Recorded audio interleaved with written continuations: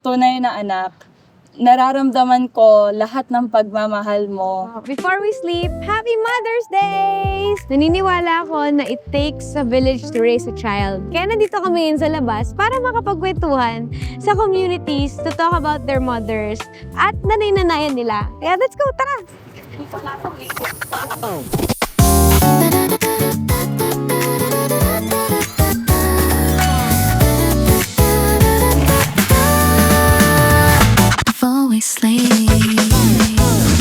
Bukod sa nanay mo, sino yung mga or naging nanay-nanayan mo?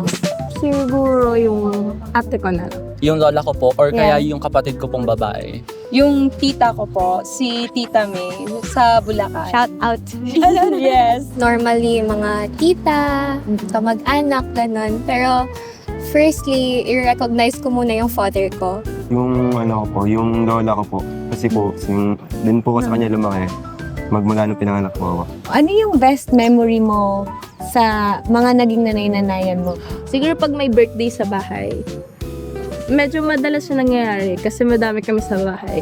Since may family na nga rin siya. Tapos yung kapatid ko naman, ano siya yung tipo ng kapatid na medyo may pagkalaitera. Pero yung pagkalaitera niya is tama naman kasi sasabihin niya, ang pangit ng suot mo, which is totoo naman, pangit din naman yung suot ko nung that time. Feeling ko love language siya yung physical, yung service. Act of service, yeah.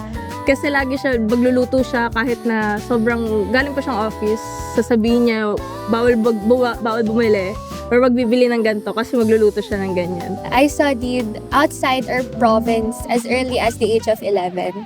So, every time na umaalis ako sa bahay, lagi niya akong pinapabaunan ng at least ganito kadaming dishes. Lagi siyang magdadala ng bigat na backpack para lang bigyan ng pagkain during lunch. Tapos minsan papalitan pa ako ng damit. Sasabihin niya, magpalit ka na ng damit kasi baka mas magka-pneumonia ka or magkasakit ka. Lagi niya akong mini-message na sinasabi, Ana, ba't hindi ka ba umuwi ng Bulacan? Sana umuwi ka na or namimiss ka na namin. Yung sinamahan ko po siyang magpatato, tapos tinanong ko po siya. Opo, puro tattoo din po kasi yung lola ko. Tapos tinanong ko po siya kung pwede ba ako magpatato. Nagalit po siya sa akin. Sabi ko, ba't ikaw may tattoo ka?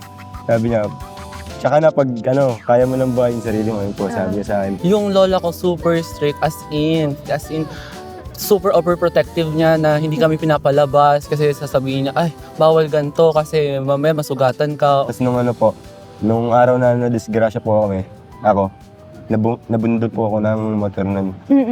Tapos siya po yung unang lumabas ng kanto para silipin po ako. Oo. Pero okay lang naman po ako nung araw na yun. Recently, nagkasakit ako right now in Manila.